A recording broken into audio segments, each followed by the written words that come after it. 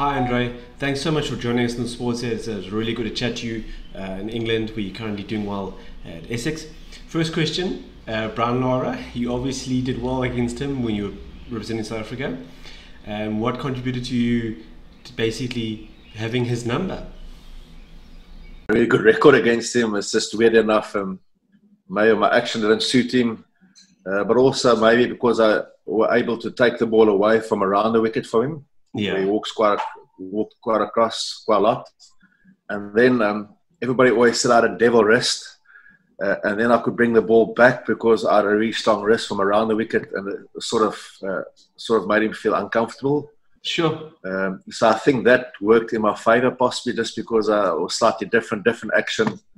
I had a unique action, and I think that could have worked in my favour.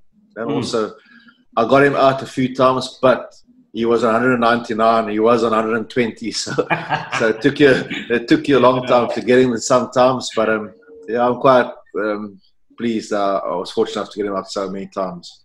Yeah, because I mean, geez, like you say, he was phenomenal, and the records that he has is brilliant. So to actually get him out, I think, is a big feather in your cap. It's excellent. Well, Yeah, I think the big thing for me is when I was playing for South Africa, I never knew when it was my last test match. Right. I knew I was always a 50-50 choice because of the colour issue possibly, or just the team selection and the dynamics they want to go at. So every test I took as my last test and try and give it my best shot. Yeah. And especially I wanted to see myself against the best players in the world. So when the best players come in, I was always really excited to bowl instead of freeing away from it. There's my daughter. Sorry. I was pretty excited to see how good I was, and if I could bowl well and stand out against them. And that's why I think I did quite well against him, because I wasn't afraid. I wasn't afraid of trying things. I wanted to take on a challenge against anybody and whoever it might be. And I think that sort of helped me, just the inner confidence, the belief I had in myself that I could hopefully get them out. I wanted to see if I could get them out, and I think helped me, especially against top batters in the world. Absolutely, absolutely. Because I mean, the first impression that I got when I saw you is that the word passion comes across quite strongly. You were passionate about what you were doing, and you obviously found it quite easy to get yourself out of startup, ready for about to bowl and take on the batsman. Was that a fair assumption? I think it's pretty fair. I knew my action weren't good enough. I didn't have the best action. I had, like I said, a decent wrist. I had decent skill. But if I was just playing and wanting to do just my skill and wrist, I was not that good, to be honest. But I thought if I brought a bit of aggression, a bit of passion towards my bowling, it made me a different bowler, because then I was more aggressive, I bowled better, I bowled quicker. And I sort of knew if I get myself into that frame of mind, that's when I knew I bowled my best. And that's what I always tried to do. Yes, sometimes I possibly went overboard and looked stupid, but I knew I had to be like that. Otherwise, I was half the bowler that I could have been. Yes. I think that helped me. So one way, yes, it was easy, but also I knew that's where I had to be mentally to be at my best. Yes, like I said, sometimes I possibly went overboard. That's those things, but I'd rather do that and play with passion than not playing, caring, and knowing that I give my best shot every time I play. But I mean, doing that, and I think some bowlers still do it today. They bowl the ball, they run up, and they have a bit of a stare for the batsman. I think you mastered it, because I mean that's what it is. It's a contest between bat and ball, And I mean, don't you think that's what makes cricket unique? That contest. I think so.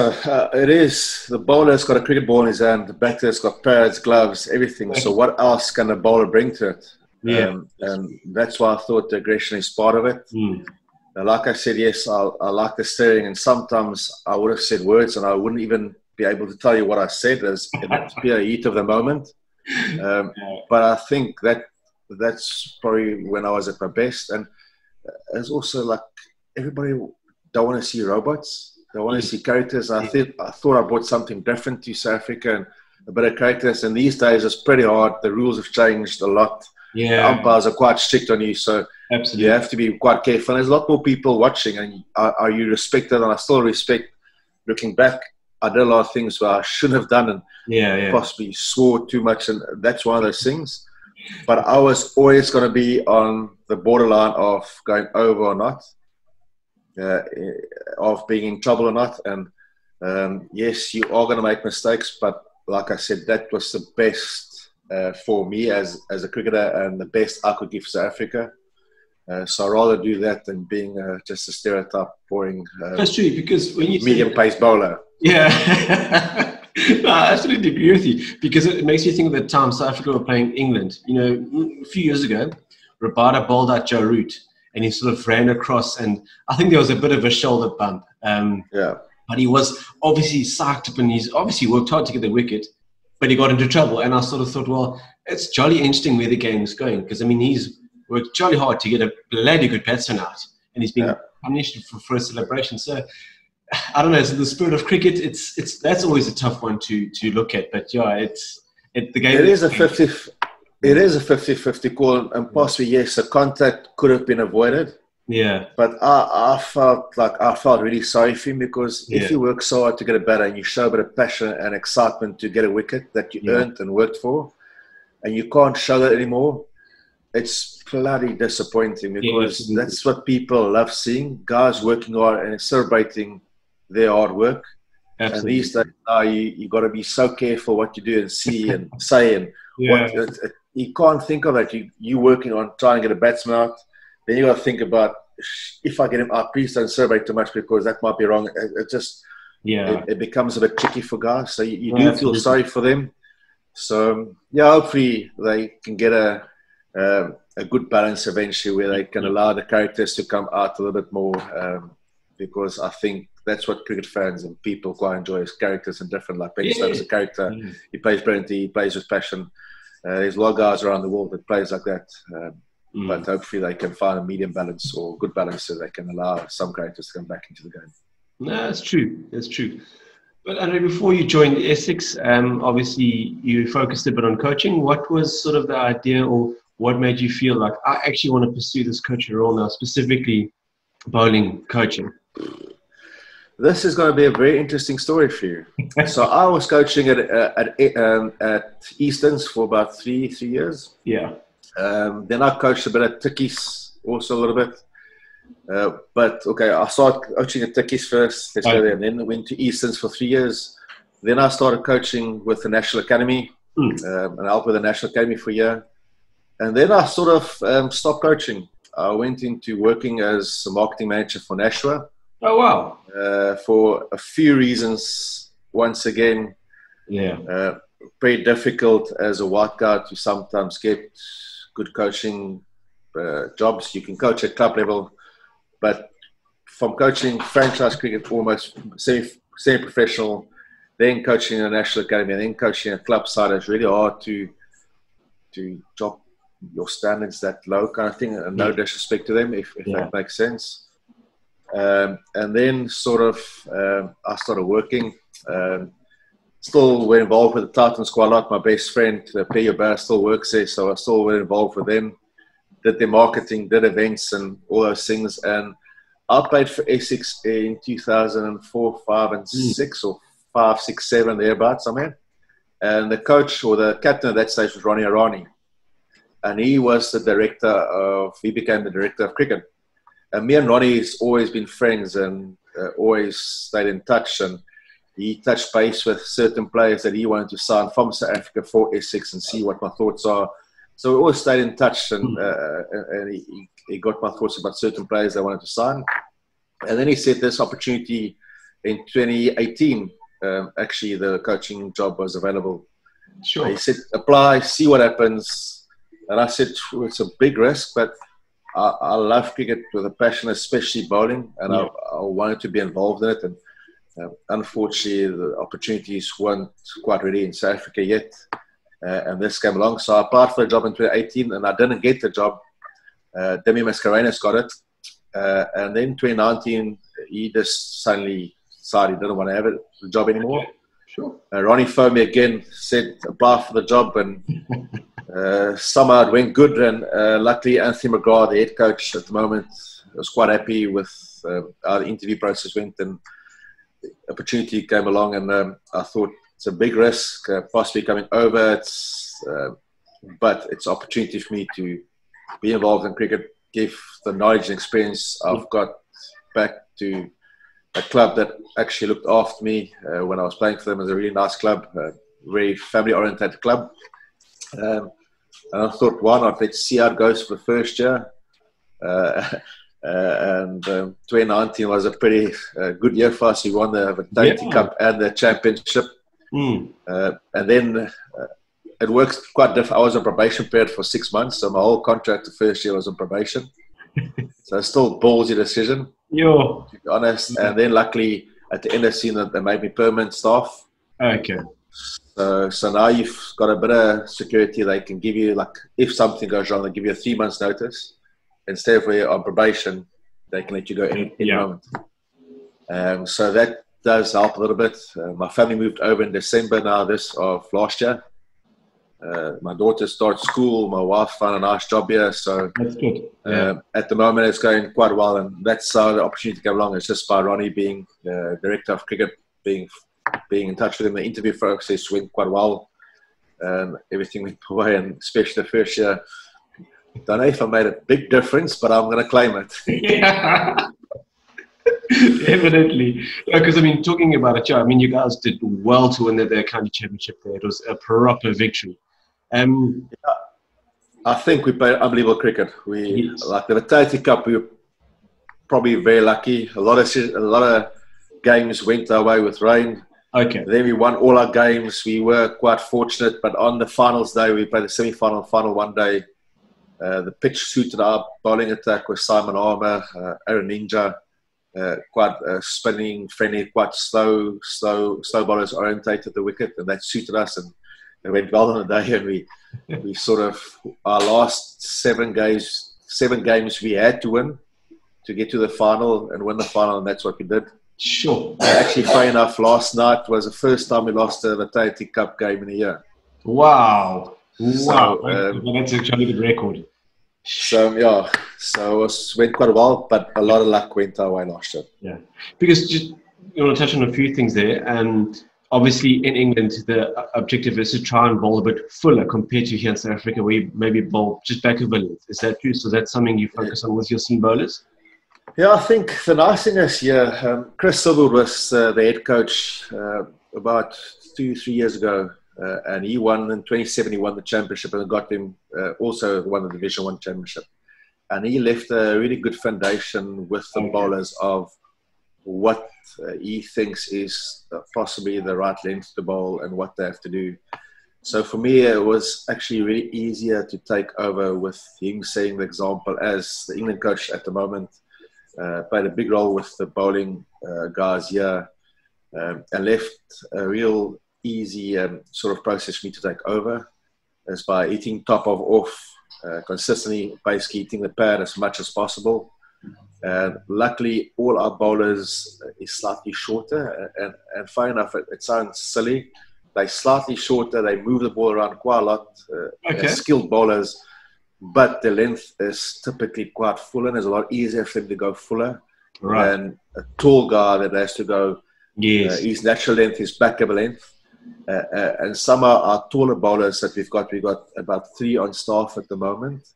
They struggle initially, but they're getting better with bowling fuller length. Okay. And a lot of bowling coaches at this moment is coming to ask us, what do we do differently? And we just drill into them, trying to top of off, hit the pad as much as possible.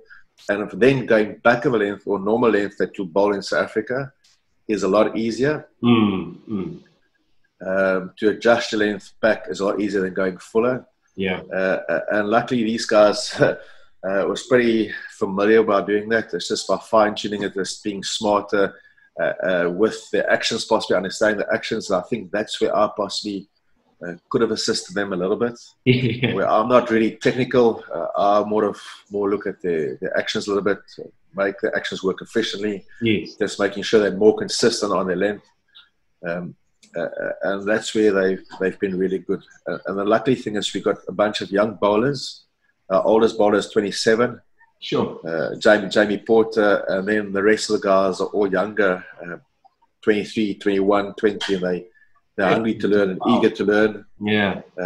Where it does help. It does. The coaching style of here is also slightly different, where what the coach tells you doesn't always go. It's definitely they've got their own opinion, so you have to make sure you get the relationship right with him. Yeah, till he trusts you and your relationship with him is good, and then he might tap into your knowledge, and that takes time. Where in South Africa, a lot of times, coach says, this is the way it's been done, guys follow. Where here, it takes time. Guys, it's got strong opinions, they believe in their opinions, and it's fair. You just got to make sure you build a real good enough relationship with the players. So they eventually trust you long enough, and the relationship's strong enough for them to then start trusting your input, or they ask your input at the right times. So, yeah, that's been the difficult thing to get used to the first year. Yeah. But it's going well at the moment, and the guys have done really well. So really thankful. So you really have to be like a proper man manager, so to say. It's not easy. Yeah, it's just different way of coaching, because the head coach, he says what the training sessions are, but the players will dictate to you how they want the session to run. So you might outline a session, the head coach with Anthony will say this, 40-minute batting session, this. You set out the bowler's going to do this. But then a bowler might only want to they want to bowl 20 minutes and then do 20 minutes skill. Then, okay, cool, you do that. We'll try and adapt around you or what your needs are. Sure. It's a big belief here how it's all about the players and how they feel and what they need. Instead of where in South Africa, yes, it's what the players need, but you're doing what the coach says, and then you can do what you need later. Interesting. Yeah, it's all about what the players need and want and how they feel. And then somehow you have to manipulate the situation to get your knowledge across sometimes, or let them do extra stuff for you to get your mark on them. So it's a tricky situation. And that's why last year, like I said, I don't think I made a big difference, but I'm going to claim it. But I think it was a massive learning experience last year to understand how the coaching system in county cricket works, how the county system works, how players work, how our players need to be treated, because we got a difficult bunch of guys. And so it was a good learning experience, and I think this year it was a lot better. Excellent. And then I know you might not be directly involved in it, but Simon Harmer had a jolly good season. And I know you said that earlier the pitches were quite slow, obviously helped to a degree. But was he just quite determined as well to just do as well as he can and be so successful? I mean, that was a jolly good return from him. Yeah, I think he's a world-class bowler. We are really fortunate to have him in our side. He's a world-class bowler, and the big thing what he does really well, he doesn't miss a length. He builds a lot of pressure. He's consistent. He spins the ball quite a lot, and a lot of guys struggle to play him because of his consistency and the amount of pressure he builds. And he's just unbelievable. I think he's always determined to do well. That's just his nature. And what we know about Army, he wants to be in the limelight and wants to take the credit for doing well and getting Essex to do well. And that's brilliant. And you need those characters, and he's done well. But then, in the other side, you have to give credit to our seam bowlers to complement Army as well, to keep the run rate down, to allow him to keep on attacking and keep building the pressure. Because if the pressure gets released from the other side, it makes it harder for Army, because he needs to build the pressure again. Then it takes time to do that, and then he'll be able to attack. So the nice thing is Army can keep on attacking, because the seam bowlers have assisted him quite well. But he's just a world-class bowler. He bowls consistently, and he's a clever, smart bowler, good cricket brain. So I think it does help him, and the wickets do spin in general everywhere here. So like we said, we're quite fortunate to have a world-class bowler like him with us consistently. That's excellent. You guys are currently doing the T20 Blast. You guys doing all right there. And do you take a bit of a different approach in terms of your advice to the bowlers? I mean, obviously, they're under pressure almost from ball one, because the batsmen are that much more aggressive and they take more risks. I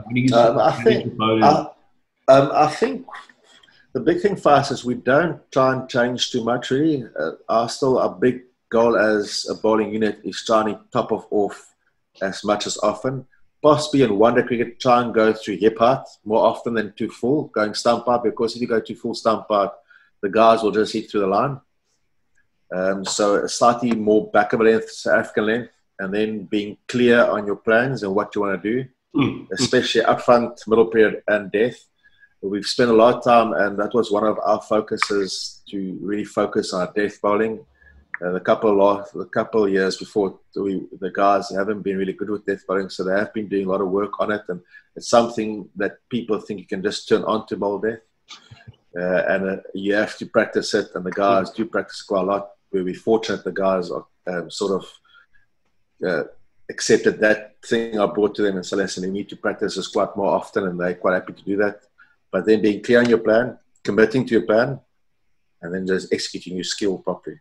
And that's the thing. You can't come out to the back of your run-up doubting what you want to do. The moment you get back of your run-up, have a plan, commit to it, and then just make sure you execute. If you don't execute it and you get hit in a different area, it's no one else to blame, it's yourself. But if you get hit in your area and it goes for boundary, then at least you getting it where you want to be hit. Yeah, no, and that's the most important thing. And that's where I think we improved a lot from last year to this year.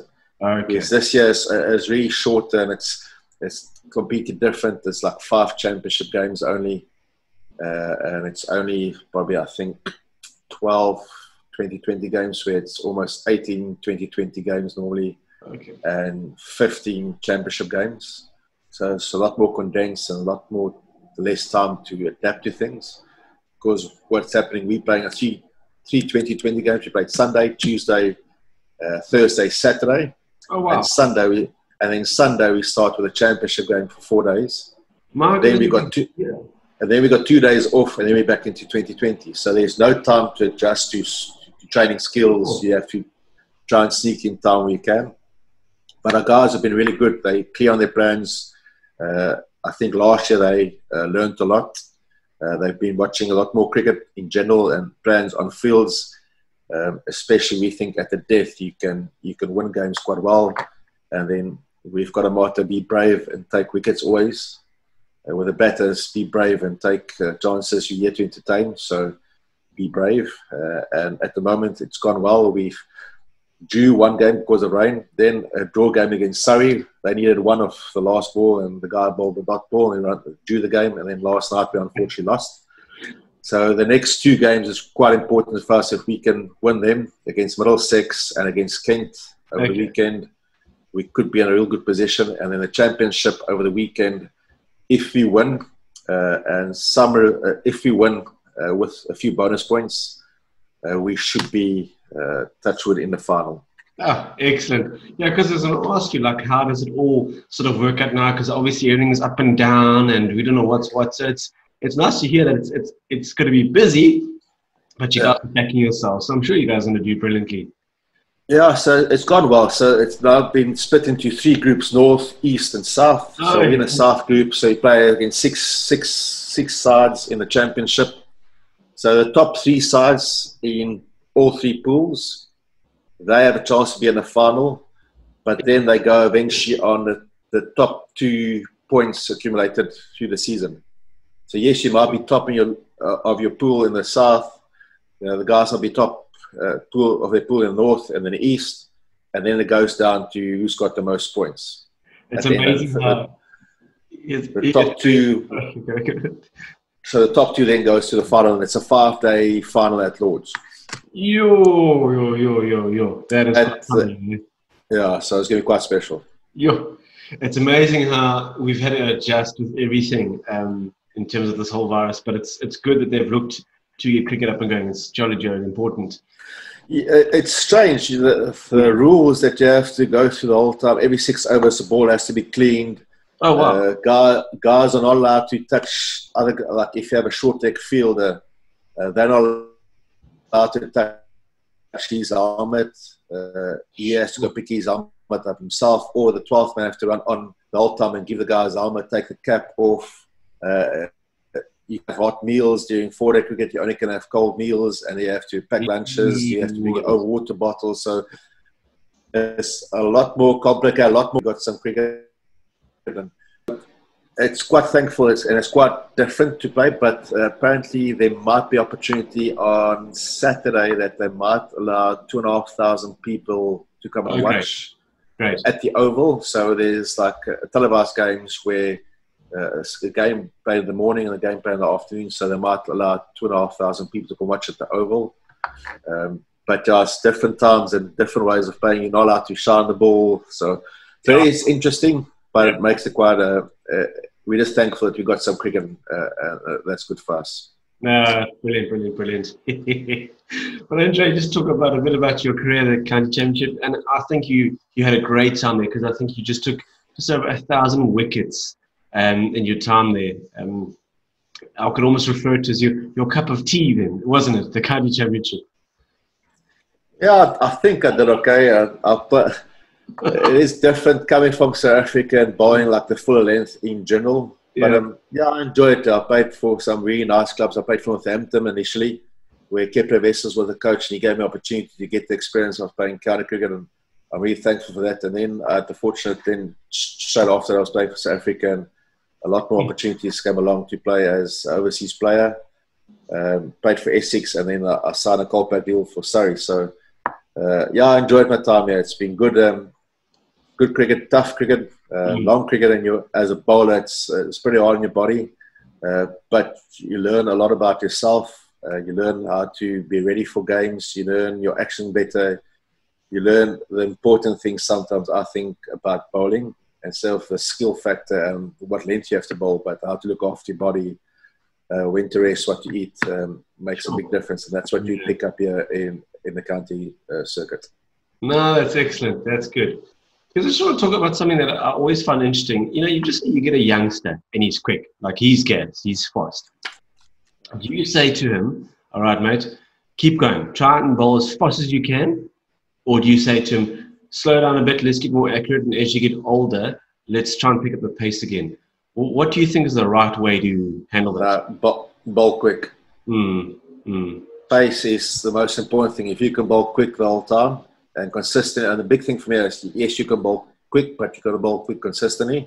And if you can keep on doing that, and your body can cope with that consistently, bowling pace, skill can be taught, accuracy can be taught, but pace sometimes can't be really taught. That's a natural ability. So I think that's the most important thing. If you can bowl pace, keep bowling quick, but try and make sure you can bowl consistently. For me, I think it's important to bowl consistently, and then skill and little fancy tricks you can teach with time. Did you have any fancy tricks when you were bowling, Andre? Not really. With my action, I had no tricks. My tricks were trying to stretch people, steer them out. Well, it did work, so. So I just want to go touch back a bit, because I always refer to it as a good pressure and a bad pressure. Do you think Essex is under a good pressure this coming season to do well again? I think it is a good pressure. It's always nice winning the title, but it's always a nice pressure trying to defend it, and it's probably 10 times more rewarding and 10 times more, how can I say, appreciated or respected if you can win a title, retaining it again.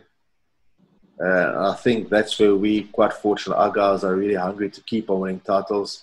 Sir Alastair Cook is not going to keep on playing, not for winning titles. And I'll never forget a great story about Sir Alastair Cook.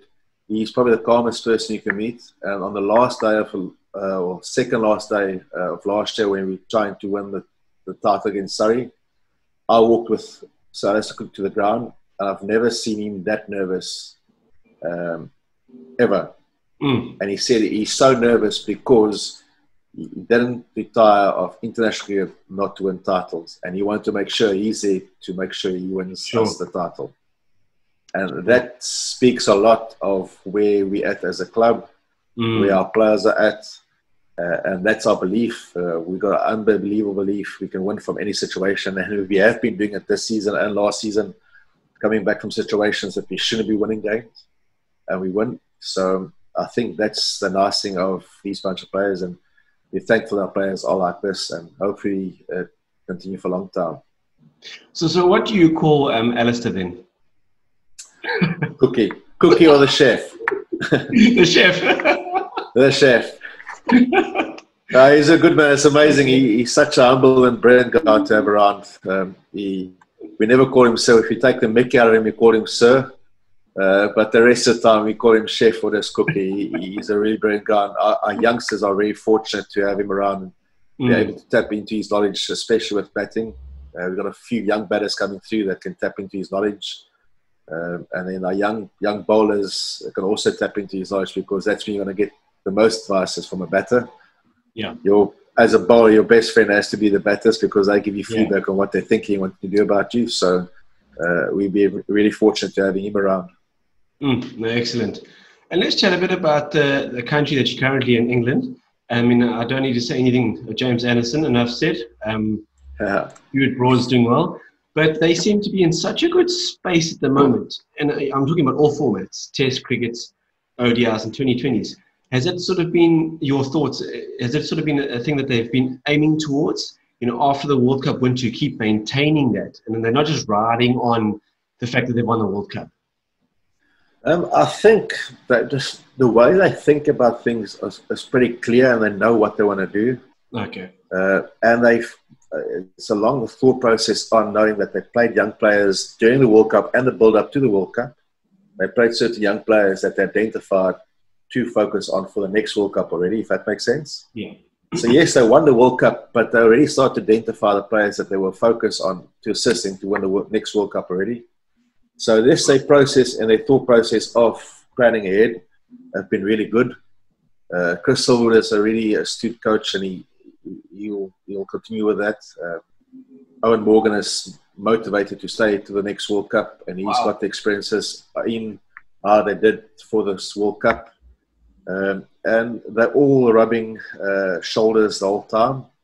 The Test side, the one-day side, T20 side, and that confidence and belief and the culture of knowing how to win, knowing how to trust each other, rubs off in all formats. And I think that's where they're so good at the moment. I think that's where they got a big advantage of some other countries at the moment, I think.